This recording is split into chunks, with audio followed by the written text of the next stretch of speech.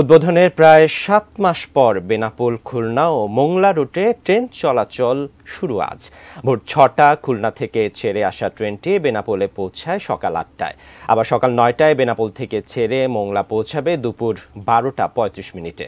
ফেরার পথে মোংলা থেকে ট্রেনটি ছাড়বে দুপুর ১টায় এবং বেনাপোলে পৌঁছাবে বিকেল ৪:৩০টায়। রেল কর্তৃপক্ষ জানায়, খুলনা থেকে যশোর হয়ে বেনাপোল পর্যন্ত চলাচল করা লোকাল ট্রেন বেতনা এক্সপ্রেসই নতুন এই রুটে চলবে। ফুলতলা থেকে মোংলা পর্যন্ত ট্রেনটি মোংলা কমিউটার নাম ধারণ করে চলবে। ট্রেনটির সাপ্তাহিক বন্ধের দিন মঙ্গলবার।